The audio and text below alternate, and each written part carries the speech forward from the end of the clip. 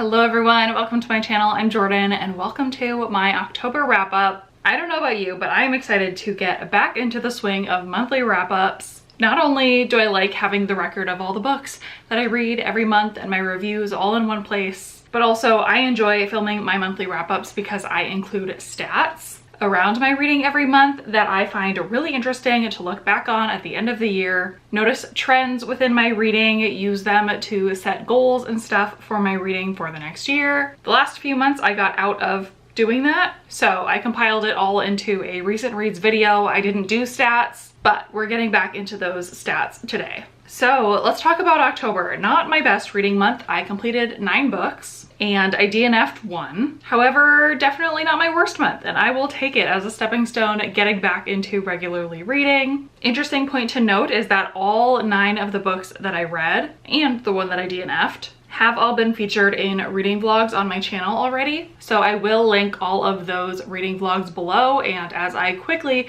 review these books in this video, I won't go super in depth with my thoughts, but rather I'll refer you back to those reading vlogs so that you can see my more in the moment thoughts and reviews. And yeah, rather than have me try to remember everything about all of these books. Let's talk about the genre breakdown of the books that I completed this month. So 3 of the books that I completed this month are contemporary or romance books. 3 of the books that I completed are actually sci-fi or dystopian books. I'm happy to see this category a little bit bigger this month. 2 of the books I completed are mystery or thrillers, and 1 book that I read is actually fantasy, which is not common for me, but a little bit of a fantasy historical fiction blend, so it makes a little more sense. As far as my ratings go for books I completed this month, very interesting reading month. All of the books that I finished, I rated either 3 stars or 4 stars. So that's 4 3-star books and 5 4-star books to make an average rating of 3.56. Overall, I would say that is a really good reading month. I did generally enjoy everything that I completed.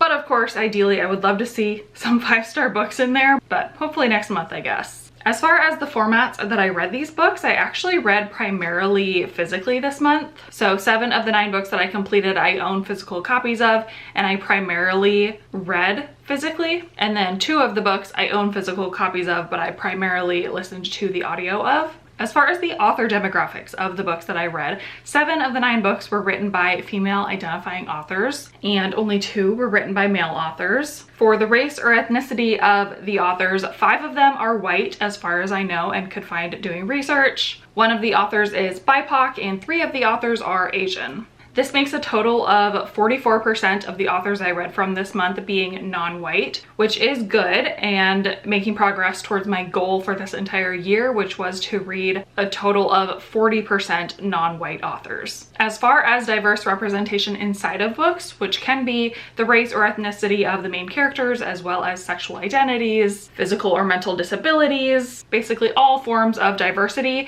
6 of the 9 books that I completed included some form of diversity, which is 67%, and again above my goal, my yearly goal of reading 50% books with some sort of diverse representation contained within. And then the very last stat that I track for myself is publishers. So I keep track of imprints as well as parent companies and just share the parent company information. So 7 of the 9 books that I completed were published by one of the big 5 publishers. So 3 Penguin Random House, 3 Macmillan, and 1 Simon & Schuster, leaving only 2 of the 9 books that were either self-published or published by independent presses. So that is all for the stats. Now let's get into the books that I completed. Again, because all of these were already featured in reading vlogs, I'm not gonna go super in depth with my reviews here, but I will let you know the books that I completed, what I rated them, and then link you to the reading vlog where I talk about them much more in depth. So the first book that I completed in October was the second and final book that I featured in a reading vlog where I was finishing series on my shelf, so Ruthless Vows by Rebecca Ross. This is a fantasy book that also leans heavily into historical fiction. There is also a romance. The first book in the series is called Divine Rivals, so this is the second book and the conclusion to that series. I did enjoy it. I gave it 3 stars. I didn't enjoy it quite as much as the first book in the series, but I am glad that I read it to get the ending of the story. And again, I talk even more about it in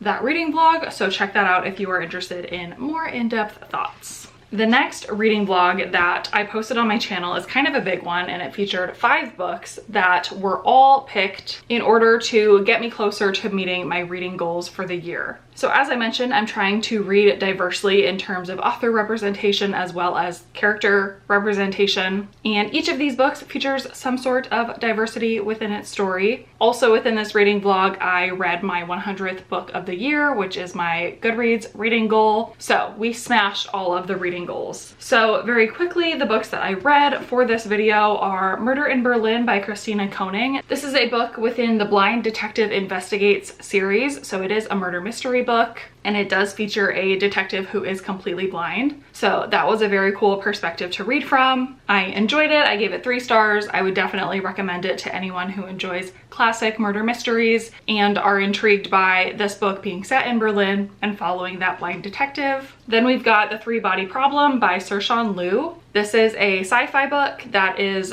the first book in a series. It was originally written in Chinese and translated into English fairly recently.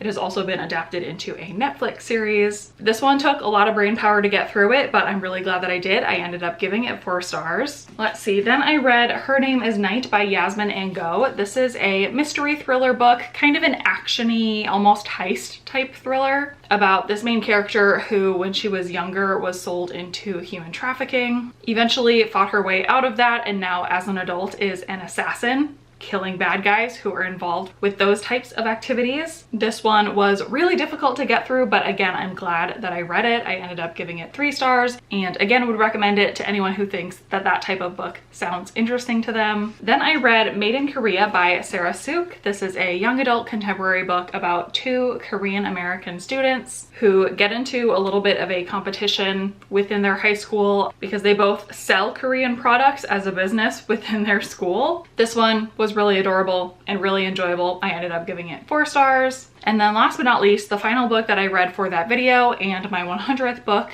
of this entire year is Lies and Weddings by Kevin Kwan. This is the author of the Crazy Rich Asians series, and this book is very much in that vein where we're following very wealthy Asian characters. In this particular book, it's through a series of weddings that all of these people are traveling for. Lots of rich people drama. I had a lot of fun with it. I ended up giving it 3 stars, but this cover is a 5-star cover in my mind. And I'm glad it was my 100th book of the year. And then just last week, I posted a reading vlog reading Aardvark Book Club books. Within that vlog, I finished 3 books and I DNF'd 1. So the one that I DNF'd is called Red River Road by Anna Downs. This is a mystery thriller set in Australia. It just was not capturing my attention. So unfortunately, I put it down, and at least as of now, have not picked it back up. The 3 books that I finished within that video, first we have Baby X by Kira Peikoff. This is a sci-fi book set in the not too distant future where technology has advanced and any 2 humans can create an embryo together. And beyond that, the technology allows for even more analysis of the embryos before being implanted into a human. So it explores the idea of like selecting your children based on potential personality traits or physical attributes, and just kind of goes into what a world like that would be like. I really enjoyed this, gave it 4 stars. That is totally a premise that appeals to me, and I am glad that the book itself lived up to kind of that internal hype. Then I read A Novel Love Story by Ashley Poston. This is a contemporary romance book with a little bit of a speculative twist where we're following a main character who is an absolute book lover. She has a favorite book series and she ends up traveling to a town that is the town from that series. And it's about her basically figuring out why this happened, how this happened, and then also striking up a romance with someone that she meets within that town. I really enjoyed this one, gave it 4 stars. It's probably my 2nd favorite Ashley Poston book behind The 7-Year Slip, but it has been very interesting seeing other reviews and things come out about this book because Ashley Poston is such a popular and beloved author. And then last but not least, the final book that I completed in October and within that Aardvark reading vlog is Yours for the Taking by Gabrielle Korn. This is another sci-fi book,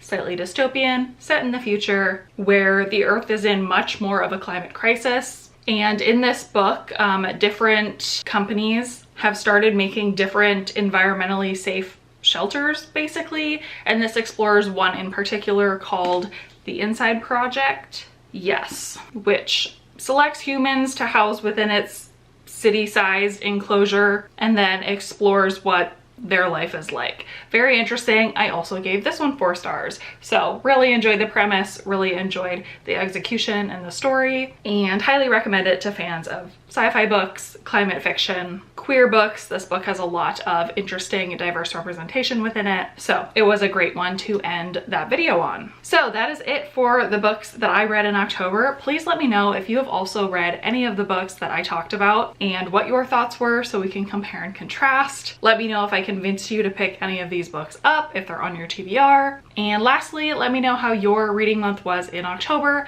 Let me know how things are going so far in November. Other than that, I don't think I have anything else. So thank you so much for watching this video, and I will see you in my next one.